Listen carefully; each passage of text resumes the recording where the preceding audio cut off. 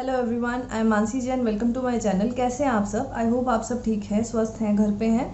और कल का जो सेशन था उसमें मैंने आपको बताया था कि इंट्राडे ट्रेडिंग में जो लॉस होता है उसको किस तरीके से आप सेट ऑफ कर सकते हैं, कैरी फॉरवर्ड कर सकते हैं, उसका फ़ायदा आप किस तरीके से टैक्स में उठा सकते हैं। आज तो मेरे को काफ़ी अच्छा रिस्पॉन्स मिला उस वीडियो का। मुझे काफ़ी कमेंट्स और मैसेजेस आए जिसमें मुझे मेरे से ये पूछा गया, आप लोगों ने मेरे से पूछा कि भाई ऑप्शन ट्रेडिंग में जो लॉस होता है उसका क्या किया जाए। जिस तरीके से इंट्राडे के बारे में बताया वैसे ऑप्शंस के बारे में बताओ। तो इस वीडियो में मैं आपको बताऊंगी कि भाई अगर आप ऑप्शन ट्रेडिंग या फ्यूचर या ऑप्शंस में ट्रेडिंग कर रहे हैं तो उसके लॉस का आप क्या करेंगे। देखिए, जैसे मैंने आपको लास्ट वीडियो में बताया, इसका लिंक आपको कार्ड में मिल जाएगा ऊपर। प्लस आप कल ही अपलोड किया था मैंने वो सेशन, तो आप सीधा चैनल पे भी जाके देख सकते हैं। अच्छा, तो अब देखिए क्या होता है। सबसे पहले एक टर्म आएगी स्पेक्यूलेटिव ट्रांजैक्शन। उसका मीनिंग मैं आपको फिर से समझाती हूँ इस वीडियो में। देखिए क्या होता है, जब आप किसी कमोडिटी या स्क्रिप्ट में ट्रेड करते हैं, अब उसमें शेयर्स और स्टॉक्स दोनों इंक्लूडेड है और उसमें एक्चुअल डिलीवरी नहीं होता है, तो उसको हम बोलते हैं स्पेक्यूलेटिव ट्रांजैक्शन। तो जो इंट्राडे ट्रेडिंग है वो स्पेक्यूलेटिव ट्रांजैक्शन में आता है। अब जैसे एक चाकू होता है, तो चाकू को आप किसी को मारने के लिए भी यूज़ कर सकते हो, सब्जी काटने के लिए भी यूज़ कर सकते हो, हम सब जानते हैं। उसी तरीके से जो फ्यूचर्स एंड ऑप्शन ट्रेडिंग होती है उसको स्पेक्यूलेटिव पर्पस के लिए भी यूज़ करते हैं, नॉन स्पेक्यूलेटिव पर्पस के लिए भी यूज़ करते हैं।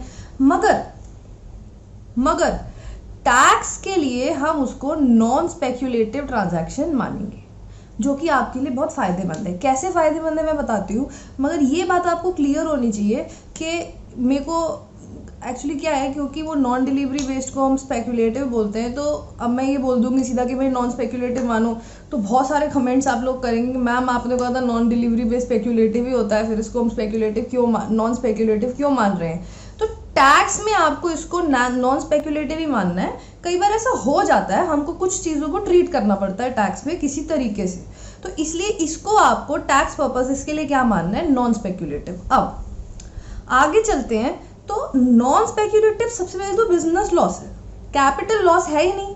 तो आप ऑप्शंस एंड ट्रेडिंग में अगर फ्यूचर्स एंड ऑप्शंस में ट्रेड कर रहे हैं तो उसका loss short term capital gain या शॉर्ट टर्म कैपिटल लॉस में नहीं आएगा। जिस तरीके से इंट्राडे ट्रेडिंग का लॉस कैपिटल गेन में के हेड में नहीं जाता, उसी तरीके से फ्यूचर्स एंड ऑप्शंस का भी लॉस आपका या गेन आपका कैपिटल गेन के हेड में नहीं जाएगा, बिजनेस के हेड में जाएगा। स्पेक्यूलेटिव नॉन स्पेक्यूलेटिव दोनों कौन से लॉसेज है या इनकम है, बिजनेस के। ये बात क्लियर है। तो हमको दो बातें क्लियर हैं कि इसको टैक्स में क्या मानना है और ये एक्चुअल में दोनों पर्पसेस के लिए यूज होता है, ये हमको क्लियर है। ये क्लियर है कि ये कैपिटल गेन में नहीं जाएगा, बिजनेस में जाएगा। आई होप आपको ये सब क्लियर है। तो आप पहले मुझे कमेंट में बताइए क्लियर है कि नहीं है, ठीक है। अब क्या होता है कि स्पेक्यूलेटिव में जब आप स्पेक्यूलेटिव लॉस निकालते हैं, सबसे पहले सेट ऑफ का कंसेप्ट फिर इस वीडियो में हम समझते हैं क्या होता है। मैंने लास्ट वीडियो में भी बताया था, मगर कई लोग आप में से होंगे जो फर्स्ट टाइम देख रहे हैं, तो मैं उनके लिए रिपीट कर देती हूँ। आप अगर जानते हैं तो आप 15-20 सेकेंड आगे कर सकते हैं। फॉर एग्जाम्पल, आपको मैं नॉर्मल इक्विटी शेयर्स का एग्जाम्पल ले रही हूँ। इक्विटी शेयर्स में आप ट्रेड कर इन्वेस्टर हैं, आपने शॉर्ट टर्म कैपिटल लॉस आपको हो गया। पहले कुछ में गेन हुआ 1000 रुपये का, बेसिक एग्जाम्पल है, 1000 का गेन हुआ, मगर कुछ में लॉस भी हो गया, शॉर्ट टर्म कैपिटल लॉस 500 रुपये का। तो अब इस 1000 में वैसे तो हिसाब से 1000 पे टैक्स लगना चाहिए, 500 का लॉस हो गया, मगर क्या होता है टैक्स में आप 1000 में से इस 500 को माइनस कर सकते हैं। उससे क्या होता है कि आपकी इनकम कम हो जाती है, टैक्स भी कम हो जाता है। तो 1000 की जगह कितने पे टैक्स लगेगा, 500 पे। मैंने कैसे निकाला, 1000 की इनकम माइनस 500 का लॉस। इसको हम क्या बोलते हैं, सेट ऑफ। इसका मतलब है आपने 500 का लॉस सेट ऑफ कर दिया 1000 की इनकम से। एक और एग्जांपल लेते हैं। आपको 1200 की इनकम हुई इक्विटी शेयर्स में, आप शॉर्ट टर्म कैपिटल गेन, और वहीं शॉर्ट टर्म कैपिटल लॉस कुछ और इक्विटी शेयर्स में हो गया 1000 रुपये का।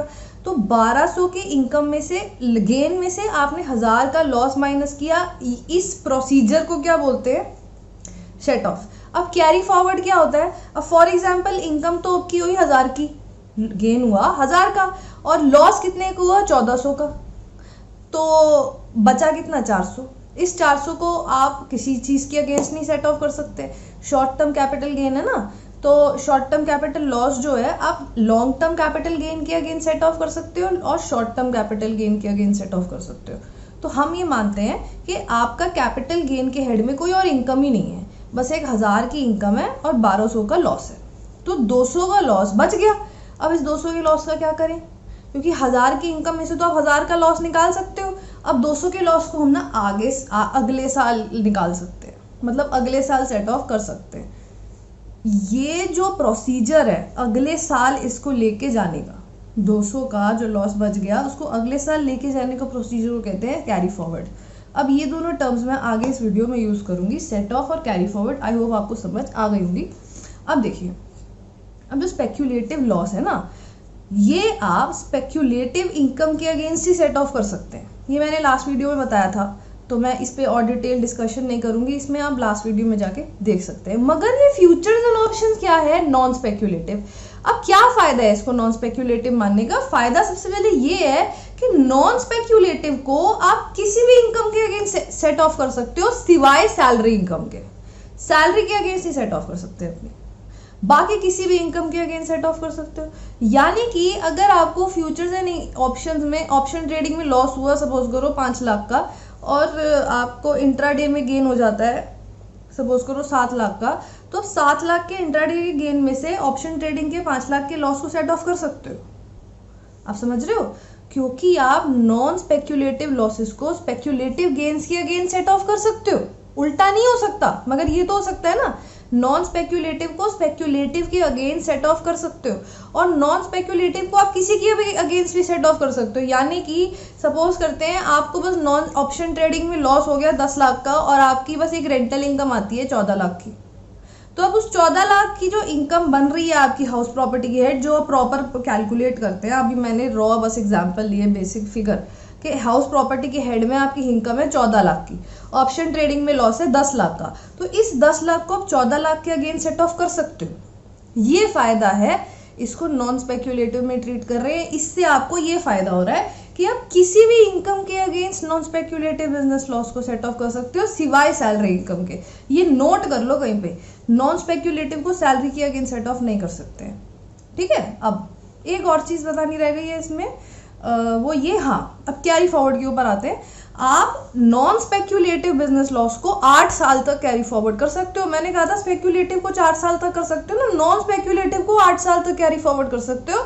मगर एक कंडीशन ये होती है कि पहले साल में तो आप नॉन स्पेक्यूलेटिव बिजनेस लॉस को किसी के भी अगेंस्ट सेट ऑफ कर सकते हो, मगर अगले साल से आप खाली बिजनेस के अगेंस्ट सेट ऑफ कर सकते हो। ये बात भी आपको समझनी है कि फर्स्ट ईयर में आप नॉन स्पेक्यूलेटिव बिजनेस लॉस को सैलरी के अलावा किसी भी इनकम से सेट ऑफ कर सकते हो, मगर अगले साल जब आपने कैरी फॉरवर्ड कर दिया सब्सीक्वेंट ईयर, यानी कि अगले साल में आप नॉन स्पेक्यूलेटिव बिजनेस लॉस को खाली बिजनेस इनकम के अगेंस्ट सेट ऑफ कर सकते हो। यानी कि ऑप्शन ट्रेडिंग का लॉस हो जाता है, अगर सपोज करते हैं 10 लाख का लॉस हुआ और 14 लाख की आपकी रेंटल इनकम के हेड में इनकम आई, तो 4 लाख आपने इस बार तो 10 लाख सेट ऑफ कर दिया रेंटल इनकम से, तो 4 लाख कैरी फॉरवर्ड हो गया। सॉरी, मैंने उल्टा ले लिया। 14 लाख की आपकी क्या आई, 15 लाख की ले लेते हैं, एग्जाम्पल ही चेंज कर देते हैं। 15 लाख की आपकी लॉस हुई ऑप्शन ट्रेडिंग में, और 10 लाख की आपकी इनकम है हाउस प्रॉपर्टी के हेड में, तो अब 10 लाख तो ये जो 15 लाख का लॉस है, इसमें से 10 लाख तो अब हाउस प्रॉपर्टी के हेड से निकाल लो इस साल, पहले साल में। अब बचा 5 लाख, इसको कैरी फॉरवर्ड कर सकते हो 8 साल, मगर अगले साल से इसको हाउस प्रॉपर्टी के हेड में सेट ऑफ नहीं कर सकते। बिजनेस में इनकम होगी उसमें से सेट ऑफ होगा, और अगर 8 साल तक बिजनेस में इनकम नहीं हुई तो होगा ही नहीं। फिर ये बात लिख लीजिए कहीं पे।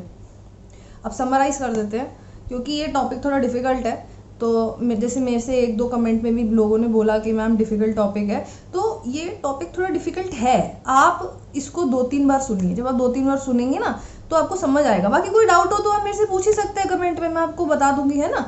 मैं समराइज कर देती हूँ। सबसे पहले तो ऑप्शन ट्रेडिंग मैं क्लियर कर दूं कि स्पेक्यूलेटिव नॉन स्पेक्यूलेटिव दोनों के लिए यूज होती है, मगर टैक्स में हम इसको नॉन स्पेक्यूलेटिव ट्रीट करेंगे।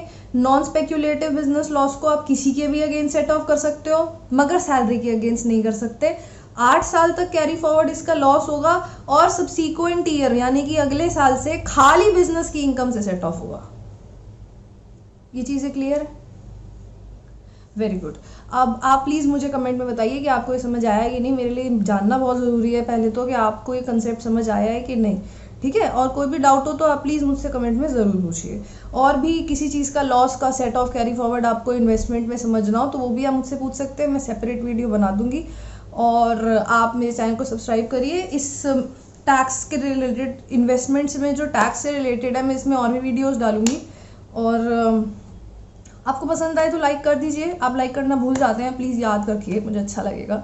और शेयर करिए अपने जानकारों में, क्योंकि ये बहुत, मैंने देखा है कि बहुत कन्फ्यूजन रहता है, सबको इसको स्पेक्यूलेटिव माने या नॉन स्पेक्यूलेटिव माने। तो ये जानकारी आपको होनी चाहिए।